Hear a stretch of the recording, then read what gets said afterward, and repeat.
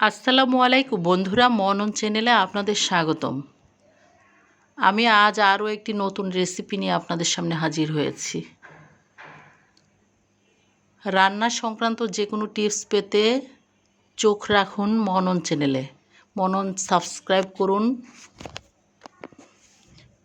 এবং পাশে থাকা বেল বাটনটা চেপে দেন, তাহলে মননের পাঠানো ভিডিওগুলো আপনারা সহজে পেয়ে যাবেন। যদি ভিডিওটা ভালো লাগে তাহলে লাইক করবেন, কমেন্ট করে জানাবেন কেমন লাগলো। আমি প্রথমে ফুলকপিগুলো টুকরো করে নিয়ে পরিষ্কার করে নিয়েছি। একটু বড় বড় টুকরো করব, বেশি ছোট টুকরো করব না। তারপর সামান্য একটু পানি দিয়ে 1 কাপের মতো পানি দিয়ে একটু লবণ দিয়ে আমি একটু ভাপ দিয়ে নিয়েছি। তারপর ছেঁকে নিয়েছি। একেবারে সিদ্ধ করে নেব না, দেখতে পাচ্ছেন, জাস্ট অল্প একটু ভাপ দিয়ে তারপর পানিটা ছেঁকে নিব। এবার আমি বেসন নিয়েছি 4 কাপ। 4 কাপ না, 1 কাপ বেসন নিয়েছি। 1/4 কাপ মেজারমেন্ট কাপে 1/4 কাপের 4 কাপ দিয়েছি, মানে 1 কাপ। আর চাউলের গুঁড়া দিয়েছি 1/4 কাপ। আদা রসুন পেঁয়াজের পেস্ট দিয়েছি। আর ধনেপাতা একসঙ্গে কাঁচামরিচ পেস্ট করে নিয়েছি, এটা দিয়েছি। আর মরিচের গুঁড়া দিয়েছি সামান্য, হলুদের গুঁড়া দিয়েছি স্বাদ মতো। ধনে গুঁড়া না, সরি, জিরে গুঁড়া আর গরম মশলা গুঁড়া দিয়েছি 1/4 চা চামচের মতন। আর ফুলকপিগুলোতেও আমি একটু মরিচ আর একটু গরম মশলা গুঁড়া দিয়ে ভালো করে মিশিয়ে নিয়েছি। এবার ব্যাটারটা তৈরি করে নিচ্ছি। বেসন আর চাউলের গুঁড়া দিয়ে যে আমি ব্যাটারটা তৈরি করেছিলাম সেটা ভালো করে ফেটে নিচ্ছি। অল্প অল্প করে পানি দিয়ে ফেটে নেব ভালো করে। দেখতে পাচ্ছেন, ফেটা হয়ে গেলে পরে আমি রেস্টে রেখেছি। আমি এটা 20 মিনিটের মতো। রেস্ট থেকে ফিরে এসে তারপর ধনেপাতা কুচি দিয়ে দিয়েছি, দিয়ে একটু মিশিয়ে নিচ্ছি। এবার ফুলকপিটা আমি ব্যাটারটাতে ডুবিয়ে তারপর ডুবো তেলে ভেজে নিচ্ছি। ভালো করে কোট করে নেব আমি ব্যাটারটা ফুলকপির গায়ে। একে একে সবগুলো দিয়ে দিচ্ছি,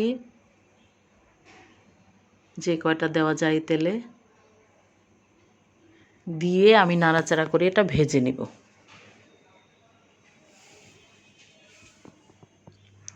বেশ একটু ভালো করেই ভাজবো, তাহলে মুচমোচা হবে।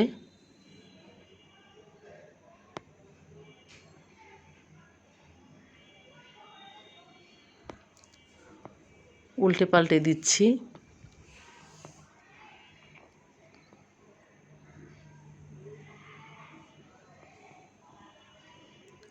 আপনারা যে কোনো সবজি দিয়ে এটা করতে পারেন। ফুলকপি দিয়ে করতে পারেন, গাজর দিয়ে করতে পারেন, আলু দিয়ে করতে পারেন। যে কাঁচামরিচগুলো একটু ঝাল কম, সাইজে একটু বড়, এগুলো করতে পারেন। সামনে রমজান মাস, রমজানে ইফতারে আপনারা এগুলো পরিবেশন করতে পারেন।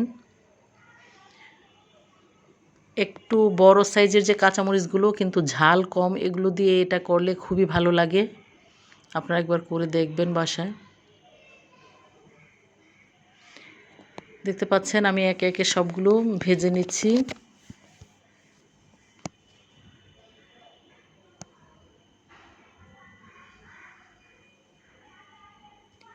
আমি একটু বাদামি বাদামি রং করে ভাজবো।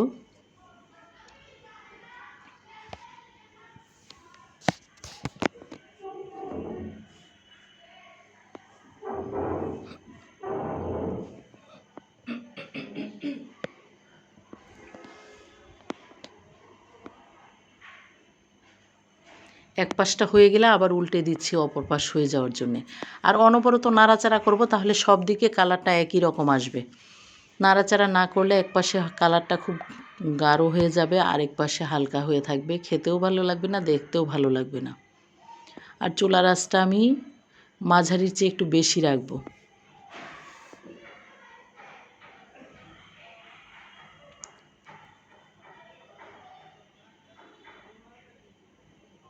দেখতে পাচ্ছেন একটু বাদামি বাদামি করে আমি ভেজে নিয়েছি। বাকি যেগুলো ছিল আমার সেগুলো দিয়ে দিচ্ছি। বিকালের নাস্তা হিসাবে এটা খুবই ভালো একটা খাবার। বিশেষ করে আমি সবসময় যেটা বলি, বাসায় গেস্ট আসলে, বাচ্চাদের টিচাররা আসলে এই নাস্তাটা আপনারা পরিবেশন করতে পারেন।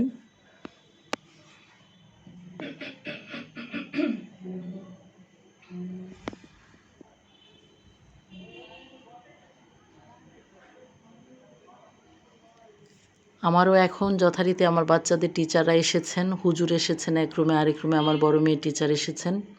তাদের জন্য আমি মূলত এই নাস্তাগুলো তৈরি করছি, আর বিকালের নাস্তা হিসেবে আমরাও খাবো। হয়ে গিয়েছে আমার ফুলকপির পাকোড়া। ভালো লাগলে এভাবে করে খাবেন। আমার চ্যানেলটাকে সাবস্ক্রাইব করবেন। আসসালামু আলাইকুম।